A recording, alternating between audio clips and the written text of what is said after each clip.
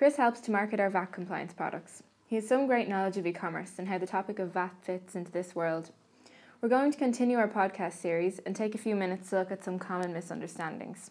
Hi, Chris. Hi, Brenna. So, when it comes to the topic of VAT in the world of e-commerce, you must have come across some misinformation in the mind of a seller.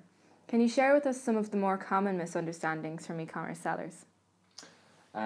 Yes, Quinn. Well, I'm afraid there are many misunderstandings, but I'll address just a few of them today. One of the most common misconceptions out there is that many businesses think that they can only have a VAT liability in a particular country as long as they have a business entity established in that country. Now, this is not always the case. A business can have a VAT liability in another country purely because of their sales and purchases and the structure of their supply chain. What I mean by a VAT liability is that an e-commerce seller would have an obligation to register for VAT and file regular VAT returns in another country. So what I'm saying in other words is that sellers shouldn't automatically think that because they don't have a legal entity set up in another country, that this then exempts them from collecting VAT. Good advice there, Chris. Does anything else come to mind? Yes, another myth is that often sellers think that because they sell e-services and not physical products, that this makes them exempt from collecting VAT. Again, this is not the case. When it comes to European VAT compliance, there are different rules for physical products and e-services, but e-services are not exempt. Now, I'm talking about downloads for software, online learning and education services, or digital streaming services for music, games, films, and so on.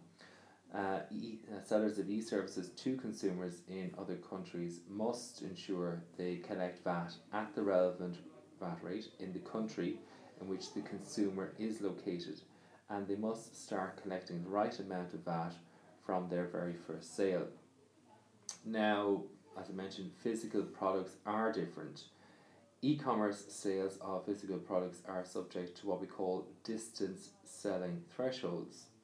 What this means is that a B2C seller can charge VAT at their domestic rate up to whatever the annual threshold is for the country in which their customers are located. Selling above the threshold means, however, that the seller must then register for VAT in the country where the customers are located. So the change is from domestic VAT under the threshold to VAT in the foreign consumer's country above the threshold. Now remember too that in many countries this threshold is as low as €35,000. So I imagine sellers are rushing to register once they get close to these thresholds. Well, Quaylen, I wish that were the case, and in an ideal world it would be so, but unfortunately sellers sometimes ignore the distance selling thresholds. They may decide to keep selling in another country regardless and claim that the authorities would have to catch them before they actually do anything. And I must say this is pretty risky, and it's risky because we hear stories all the time of successful companies getting into cash flow difficulties because they have been audited by the Italian, Dutch, German or other EU authorities. And what happens is that they have to pay substantial amounts in penalties along with the original VAT that was never paid. And look, there really is no hiding room nowadays, as the authorities have very sophisticated techniques for getting information on cross-border selling. It's also worthwhile keeping in mind that the authorities are helping each other out. And we were recently approached by a UK seller who received a letter from HMRC telling them that they owed the German tax authorities €100,000 and that this money was due to be paid immediately. So the notion that a seller can ignore their VAT compliance responsibilities in another country, well, it really isn't wise at all.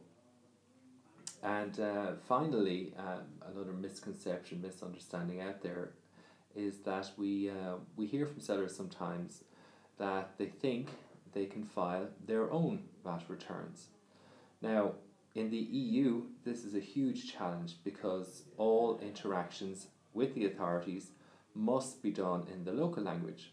So For example, if you need to register for VAT in Germany and file VAT returns to the German authorities, you can't really do it without having somebody who speaks German and knows the way around the bureaucracy of the German tax system.